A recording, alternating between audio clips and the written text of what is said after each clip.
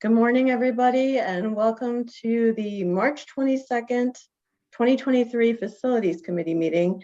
I'm calling this meeting to order and all members are present. Need a motion to approve the agenda? So moved. Second. All in favor? Aye. Aye. 4-0. Okay, open session meeting minutes. Need a motion to approve? Motion to approve. Second. All in favor? Aye. Aye. 4-0. Mr. Burnett, Porter Ridge Middle and High Chiller replacement bids. Yeah, this is an item that we hope to have receive bids and bring this back to you next month. So this one isn't ready for this Okay. month. CATA restrooms and concession bids. Yes, we received bids on February 28th. We had really good participation. Hostetter and Son provided the recommended bid. That contractor is the one who just recently did the field improvements at CATA. They had a bid of $883,000. That did exceed the remaining project budgeted funds. We have identified savings to cover the difference of about $140,240. Staff requests the board award the bid as provided by Hostetter and Son in the total amount of $883,000. Does anyone have questions? Motion to approve the bid, get started on this thing. Second. All in favor? Aye. Aye. 4-0. Wesley Chapel Elementary HVAC bids. We have bid this project a couple times. We had good participation this last time. Carolina Air Solutions provided the recommended bid. That bid amount was $470,000. We have multiple HVAC scope projects and budgets for this at the school. We do need to tap into those funds from the other projects, but this scope of work is a higher priority. So we did exceed the specific project budget, but we're within funds for that school. So staff requests the board award the bid as provided by Carolina Air Solutions for Wesley Chapel in the amount of $470,000. Motion to approve the bid. Second. All in favor? Aye. Aye. 4-0. Henby Bridge Elementary paving and storm drainage improvements. We received bids on March 14th. It's improvements to the student drop-off queuing, repaving the two front lots, and for improved storm drainage at the school. 4 contractors submitted bids, so we're happy with that participation. Haas Contracting, Inc. provided the recommended bid of $628,300. As it's the common theme, the bid exceeded the budgeted funds. We did identify savings to cover the difference, the shortfall. Staff requests the board award the bid as provided by Haas Contracting, Inc. in the total amount of $628,300. Hey, Dave, do we Yes. bid out the playground and drainage last year? For Henry Bridge?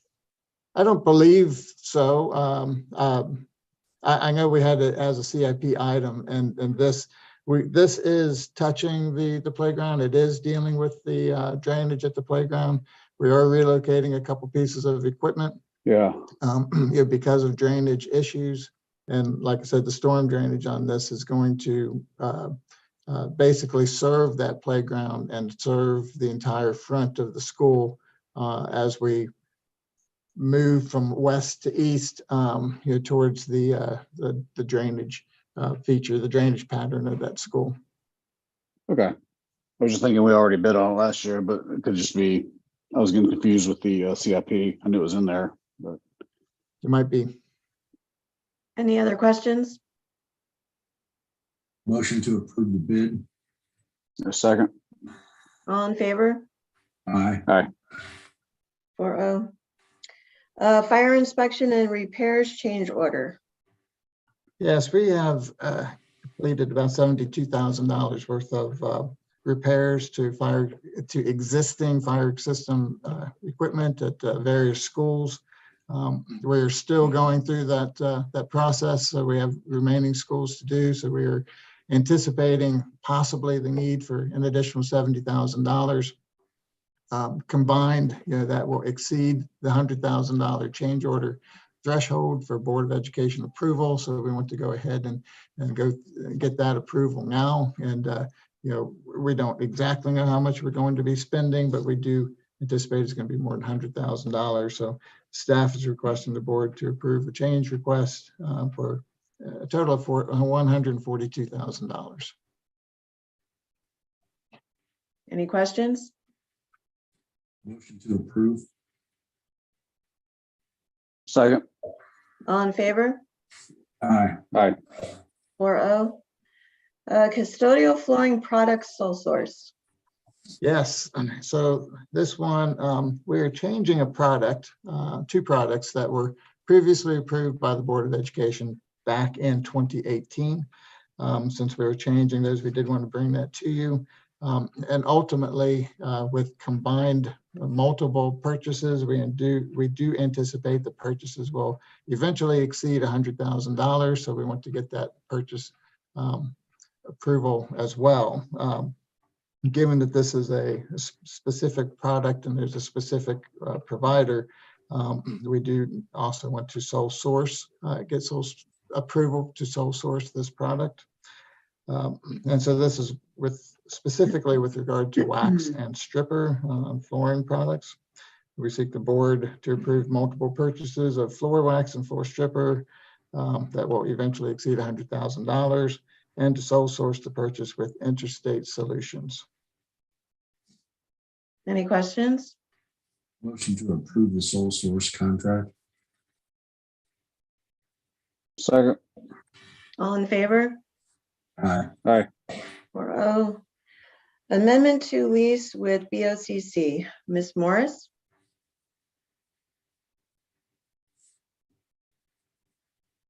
Is she? Mr. Burnett? Chair, I don't Somebody know. else gonna do it? I don't know if she's on here. I sent her the link, but she may not be here. This is an item that we found out earlier this week from Mr. Bringwatt that we need to bring to the facility committee for approval. This just amends the lease that we already have with the Board of County Commissioners so that we can do the work at the tennis courts at Marvin Ridge. It has to do with the sales tax and how we receive the sales tax reimbursement from the county. So that's what this is. Any questions? Motion to approve the amendment. Second. All in favor? Aye. 4-0. Okay, informational items, bond update. Oh, you're muted. Yep, thanks. Forest Hills High School, East Elementary School. We are in the bid phase for Forest Hills High School, which is good.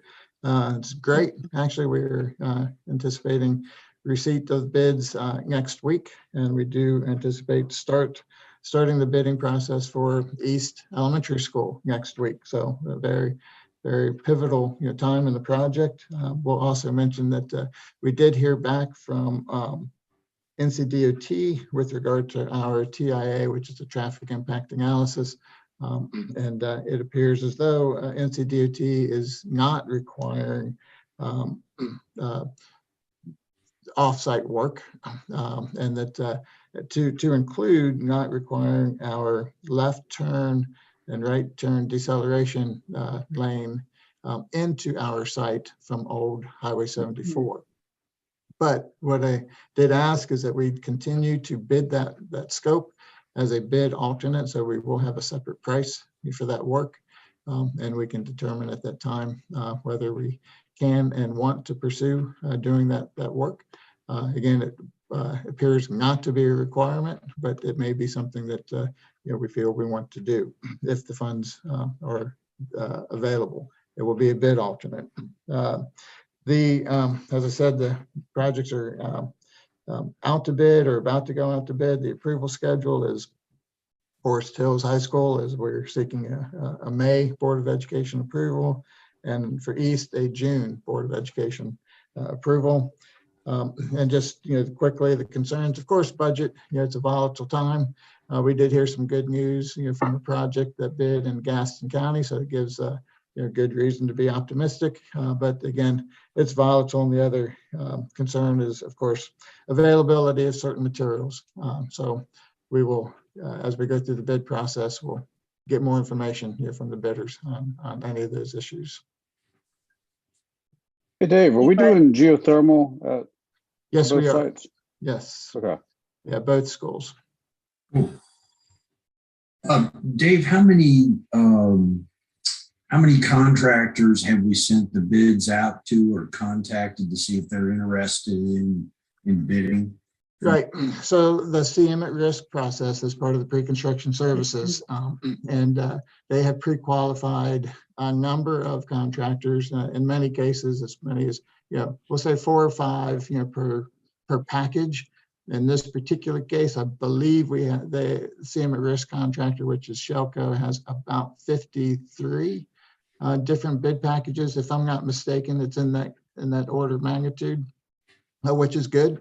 And so now, and some particular trades, some particular packages harder than others to have a good number of bidders. So we do know that there have been a couple challenges, and we're trying to work to address those. Okay. Also, the county, the project has been delayed. It was supposed to be 2020 and then now it's 2022. They provided $4.9 million for the design cost. So that was accelerated pre the bond vote in 2022. I don't expect, Dave, that you have information regarding, frankly, where the county came up with that money. But that is one of the questions that I have for our joint meeting, to see where the county either utilized their fund balance, COVID funds, who knows, just whatever funding vehicle they were able to use to provide that $4.9 million. I'd be very interested in finding out where they were able to come up with that. Any other questions? Yeah, just one more. Going back to the geothermal, are we doing a vertical or a horizontal well? It's vertical. On both and we sides? From our testing analysis, just learned that good news on that. We're able to do 500-foot wells, which decreases the number of wells and and that the design and the heat transfer coefficiencies were good. So all that is working in our favor. We think to have a slightly lower cost in that effort. Okay, good.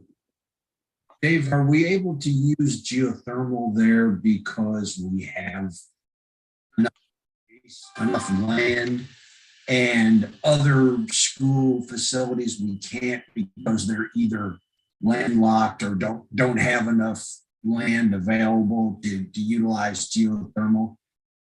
The geothermal in this area of the country is, we'll say, hasn't been prevalent, really because of the lack of drilling capability, and that. But that has been changing, over time, and I'd say that is a more viable option. When you look at the long-term, cost and the product and the energy savings, that's where geothermal, does move ahead, and is more is a good option to pursue. So you're able to utilize it at East, even though it's in the city, because you can go down and don't have to use as big a footprint. Is that the Right. reason? So we are going to be developing on top of the well field at East Elementary School, and that's fine. It's going to be under the parking lot. Okay. And there's no issue with that. The only real issue that we have, of course, East is a very tight site, is the logistics and the sequencing of the work. That's really the only issue, but long-term, that won't be a problem at all. This may be a good topic for future discussion or report.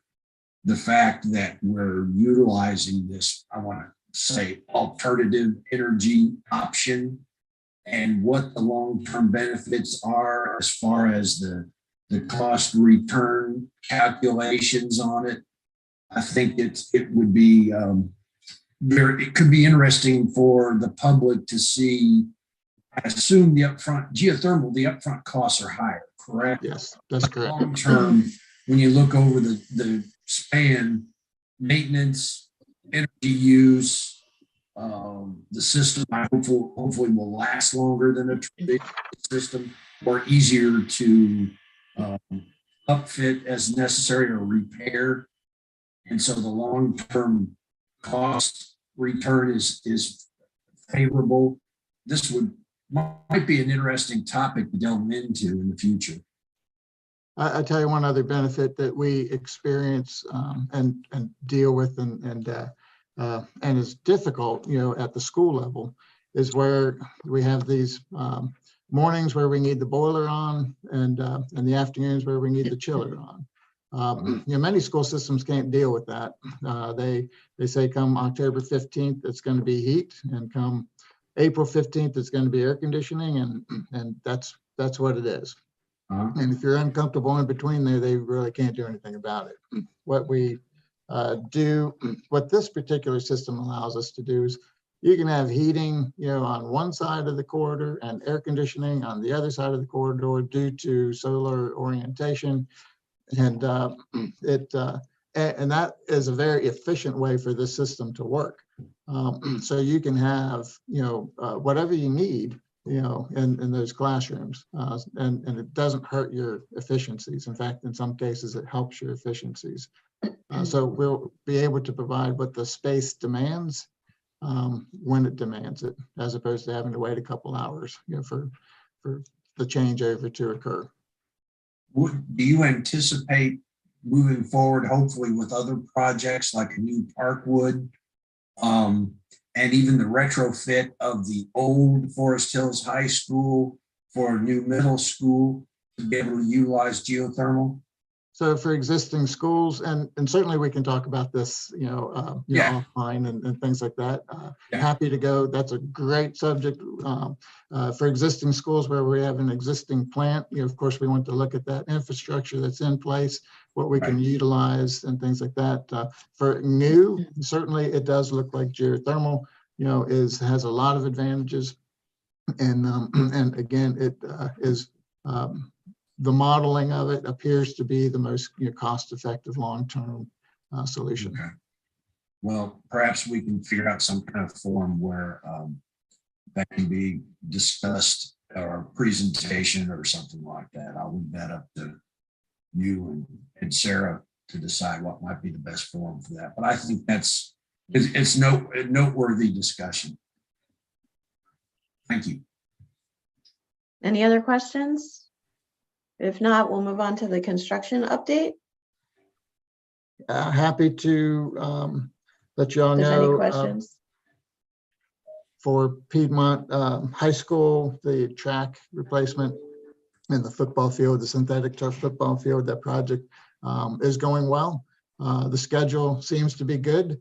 At this time, we don't see any issues with making the completion date. The $189,000 change order that the board approved for soil remediation is complete and was successful. So we're very, very happy with the performance of that product, that solution. The gravel is being installed. I was on site yesterday, and that the synthetic turf material is expected to arrive next week. And then to be start to be installed shortly thereafter. The track has been demoed, and the paving is expected to start this week. I think it's going to be tomorrow. all good. These things are really tell us that the unforeseens and the unknowns are pretty much behind us. And let's just get the work done. And so, barring any, really, we aren't seeing any reason why we aren't going to, make the completion date on that. Parkwood Middle School, that's HVAC lighting and reconfiguring the 6th grade pod. We did achieve a milestone this past week where the school did move into the 8th grade pod. That's where we did ceiling, lighting, HVAC, and some painting. We're going to finish painting spring break, possibly the summer, but some painting was accomplished there. But they did move into that pod. The 6th grade pod work, again, that's reconfiguring that pod, and that work has started. It started this week, so very pleased about that. The rest of that project, the contractors got an aggressive schedule, anticipating to complete it much of the work this summer, and we think anything that's beyond that, won't be affecting the school schedule. And I list a great deal of projects, and if there's any questions that you all have on any of them, I'll be happy to try to answer them. I was Any just gonna mention the questions? park. I was just gonna mention the Parkwood. I've been there numerous times, and you really can't tell any construction or anything was going on inside. So it was a good job there. That's great. Thank you. But let me mention that the school has been great to work with. And it has been very helpful. Kind of help me help you. It's exactly their mentality, and that's been great. Dave, I've been Okay. out at Piedmont and as recently as last night, and guys were out there till dark working. So a lot going on out there. It does look really good. I guess my only question there is, what did we ever do about the concession stand? Our agreement was to put something back up, maybe not this year, but next. Did we get that on CIP? If I recall correctly, that's not on the CIP yet.